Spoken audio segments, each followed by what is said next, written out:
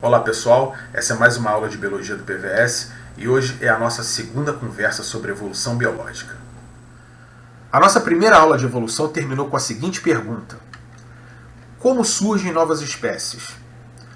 O processo de surgimento de novas espécies na natureza é chamado de especiação. Existem algumas formas de especiação. As mais gerais são a especiação alopátrica, que ocorre em locais diferentes, e a especiação simpátrica, que ocorre no mesmo local. Para entender o processo de especiação, vamos tomar como exemplo a especiação alopátrica. Vamos imaginar que esses indivíduos sejam indivíduos da mesma espécie que vivem em um local de floresta. A gente vai chamar essa espécie de espécie 1. Dentro dessa população existem variações. Essas variações são variações intraespecíficas, variações que ocorrem na mesma espécie, conhecidas como polimorfismo. À medida que essa população aumenta em tamanho, que esses indivíduos se reproduzem, surgem novas características.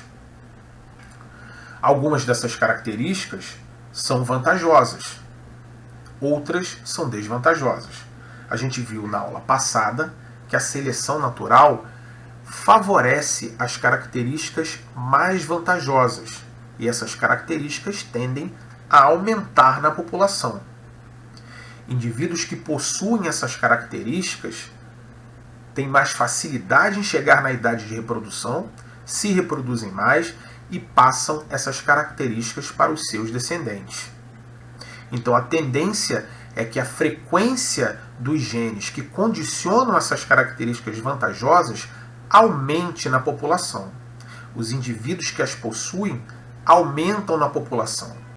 Por outro lado, características desvantajosas, como essa, por exemplo, que poderia ser uma característica que aumenta a visibilidade desses indivíduos para os predadores, são características desvantajosas e tendem a diminuir na população, porque a frequência dos genes que condicionam essas características diminui na população. É importante lembrar aqui que a seleção natural não é o único fator que modela a variabilidade no processo evolutivo. Existe também, como nós vimos na aula anterior, a deriva genética. Na verdade, quanto maior é a população, maior é o efeito da seleção natural, já que a seleção natural é um fator determinístico. Quanto menor é a população, maior o efeito da deriva, já que a deriva é um fator estocástico, um fator aleatório. Vamos imaginar então que, passados alguns milhões de anos, tenha surgido uma cadeia de montanhas, uma barreira geográfica que separa essa população em dois grupos. Em decorrência dessa mudança no relevo, fatores climáticos mudam e essa área se torna uma área de savana, passa de uma área de floresta para uma área de savana. Esses dois grupos passam então a sofrer pressões de seleção diferentes. Ou seja, as características que são vantajosas em uma área de floresta não são necessariamente vantajosas também em uma área de savana. A seleção natural atua então de maneira diferente nessas duas populações. Características novas, variabilidade continua surgindo nas duas populações. Mas agora, a seleção natural vai atuar de maneira diferente sobre essa variabilidade. Características então que eram desvantajosas como esta numa área de floresta passa a ser vantajosa na área de savana. Se a gente tomar o mesmo exemplo, esse indivíduo ele tem uma visibilidade menor para os predadores. Isso faz com que ele possa chegar à idade de reprodução com mais facilidade e passe essa característica para os descendentes. Assim, as novas características que surgem tornam-se exclusivas de cada grupo, porque não existe mais fluxo gênico entre eles. E com o passar do tempo, essas diferenças vão acumulando e esses dois grupos vão se tornar duas espécies diferentes, que a gente pode chamar aqui no nosso exemplo de espécie 2 e espécie 3. Vejam então que no nosso exemplo, uma espécie ancestral a espécie 1, deu origem a duas novas espécies, a espécie 2 e a espécie 3. Repare que aqui estão representadas três espécies diferentes. A espécie 1, a espécie 2 e a espécie 3. A espécie 1, então, a gente chama de espécie ancestral, e a espécie 2 e a espécie 3 possuem um ancestral comum, que é a espécie 1. E mesmo que exista contato entre a espécie 2 e a espécie 3, após esse processo, as mudanças acumuladas são tão grandes que essas espécies não se reproduzem mais entre si. Então, nesse esquema, houve, em um determinado período do tempo, uma separação de uma população ancestral que acabou gerando duas novas espécies. Se a gente for seguir essa linha de raciocínio para todas as espécies e recuar no tempo, a gente vai entender que existe um ancestral comum para todos os seres vivos no planeta Terra. Essa linha de raciocínio, a linha da sistemática filogenética. A ideia da sistemática filogenética, a ideia da relação de parentesco, já havia sido levantada pelo próprio Darwin no século XIX e passou por muitas propostas e modelos de escolas importantes nessa área. Resumindo drasticamente a história da construção do conhecimento em filogenia, a gente chega no trabalho do Willi Hennig, que sistematizou uma maneira de interpretar essas relações filogenéticas entre os grupos naturais de seres vivos. Como funciona então a sistemática filogenética?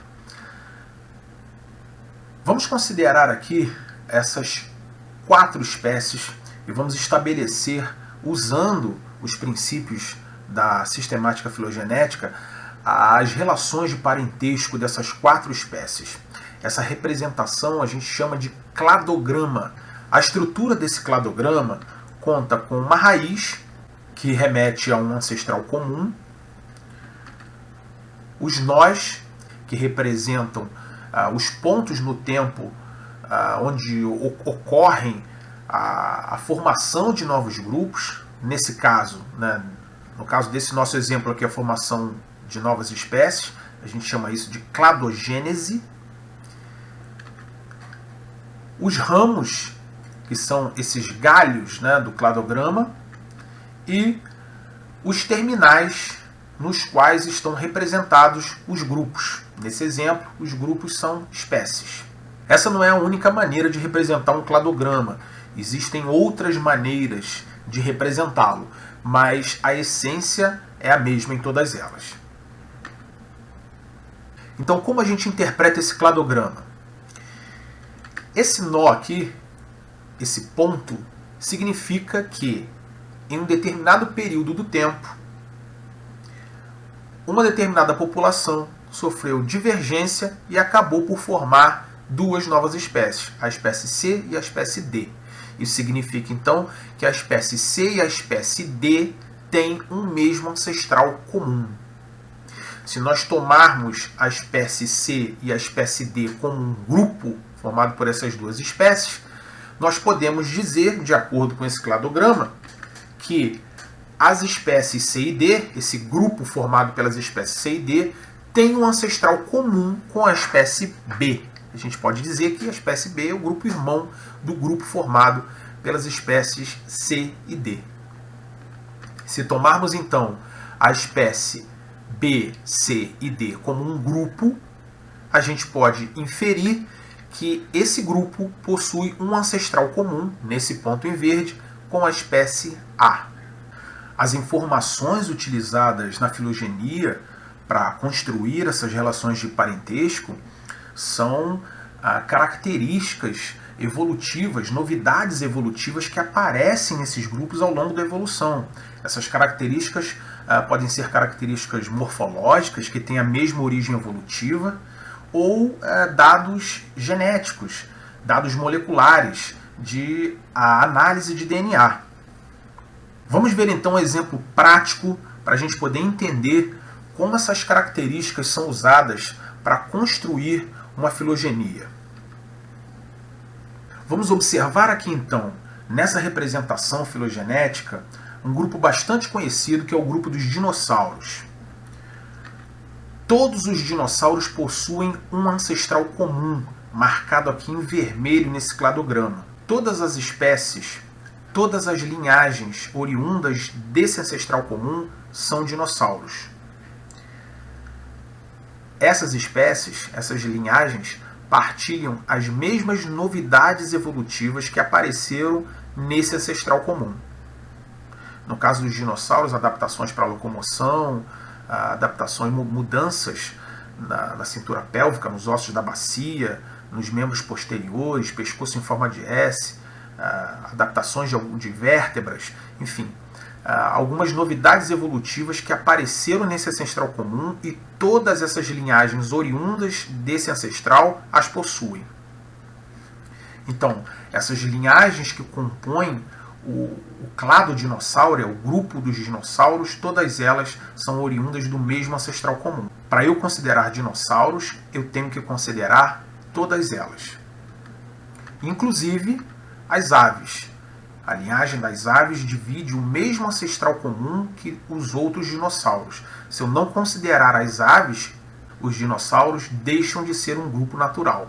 Então, para falar em dinossauro, eu tenho que considerar todas as linhagens. De acordo com essa análise, então, quando nós incluímos aqui na nossa análise os pterodátilos, por exemplo, a gente observa que eles não são dinossauros. Eles dividem aqui um ancestral comum com os dinossauros, mas não são dinossauros. Se nós falarmos em ornitodírans, aí nós estamos incluindo o grupo dos pterodátilos e o grupo dos dinossauros. Se falarmos em dinossauros, nós excluímos os pterodátilos. Pterodátilos e dinossauros divergiram antes na história evolutiva e esses dois grupos não partilham as mesmas novidades evolutivas.